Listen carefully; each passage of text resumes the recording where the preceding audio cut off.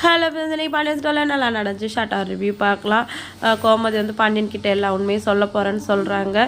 மீனா வந்து நீங்கள் சொன்னீங்கன்னா பிரச்சனை இன்னும் அதிகமாகுமே தவிர கம்மியாகாது, அதனால் நீங்கள் எதுவும் சொல்ல வேணாம் அப்படின்னு சொல்லிட்டு கோமதியை சமாதானப்படுத்துகிறாங்க.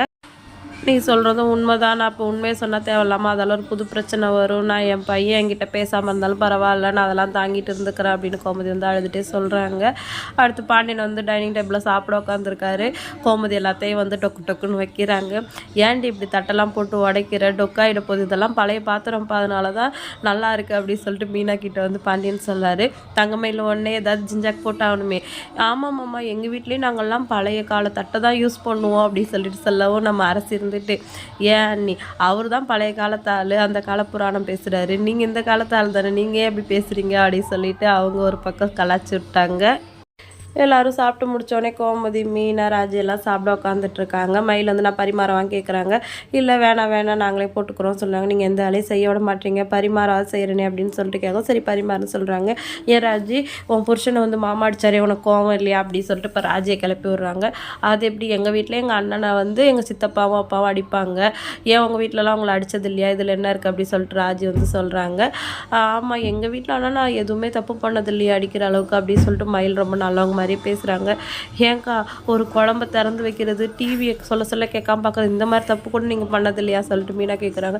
இல்லையே அப்படின்னு அப்பா மாதிரியே மயில் வந்து சொல்கிறாங்க. மயில் அந்த பக்கம் போனோடனே, இருந்தாலும் மாமா அடித்தது தப்பு தானே அப்படின்னு சொல்லிட்டு ராஜி கேட்குறாங்க. தப்பு தான், அவர்கிட்ட யாரையும் சொல்லி புரிய வைக்கிறது அப்படின்னு சொல்லிட்டு கோமதி வந்து ராஜிக்கிட்ட சொல்கிறாங்க. அடுத்த சீனில் கதிர் வந்து மாடியில் நின்றுட்டுருக்காரு. எல்லாருமே வந்து மாடிக்கு வராங்க. என்ன எல்லோரும் மாடிக்கு வந்திருக்கீங்க அப்படின்னு சொல்லிட்டு கதிர் கேட்குறாரு. சும்மா தாண்டா அப்படியே வந்தோம் அப்படின்னு சொல்கிறாங்க. அதுக்கப்புறம் எல்லாருமே மாடியில் ஜாலியாக பேசிகிட்டு இருக்காங்க. ஏன்டா அந்த மாதிரி இருக்க அப்படின்னு சொல்லிட்டு அவங்க அண்ணனுங்கெல்லாம் கதிர் கேட்குறாங்க.